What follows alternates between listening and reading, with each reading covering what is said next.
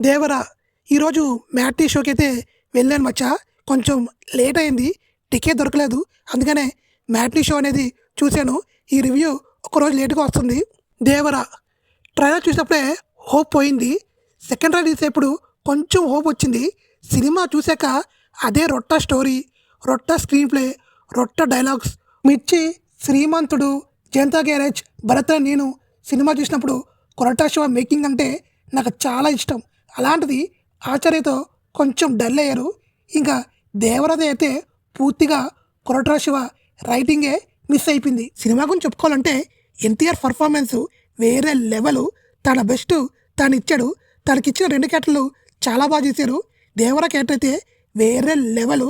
ఇంకా జాహ్నవి కపూర్ బాలీవుడ్లో మంచి మంచి క్యారెక్టర్ వేసుకుంటూ తనకంటూ ఒక పేరు తెచ్చుకుంది జాహ్నవి కపూర్. అలాంటి అమ్మాయిని టాలీవుడ్ తీసుకొచ్చి క్రింజ్ చేసి పడదెంగారు.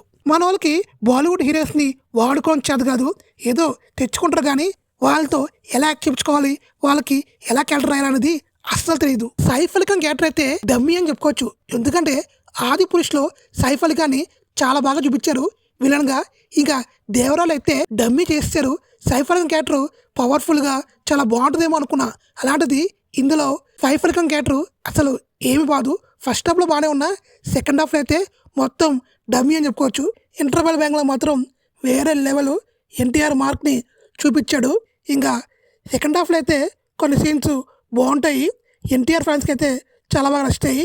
ఫస్ట్ హాఫ్లో ఒక 2-3 సీన్లు, సెకండ్ హాఫ్లో ఒక 2-3 సీన్లు తప్ప సినిమా ఇంకేమీ లేదు. ఇంకా సినిమాలో ఫైనల్గా చెప్పుకోవాలంటే అనిరుద్ధ్ చాలామంది బీజిఎం బాగా ఇచ్చాడు అని అంటున్నారు. కానీ అదేం బీజిఎం వచ్చా, తమిళ్లో బీస్ట్ ఇంకా జైలరు ఆ రెండింటిని మిక్స్ చేసి కొట్టాడు. ఈ సినిమాలో బీజిఎం చాలా ఫ్రెష్గా అయితే ఎక్కడ అనిపించలేదు.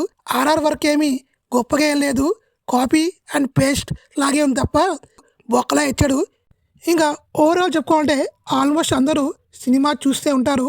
చూడడం వాళ్ళు ఉంటే ఒకసారి వెళ్ళి చూడండి ఎన్టీఆర్ కోసం. లేదు అనుకుంటే మానేయండి, అది మీ ఇష్టం. నా రేటింగ్ అయితే 2/5. ఈ 2 కూడా ఎన్టీఆర్ కోసం వేస్తున్నాను.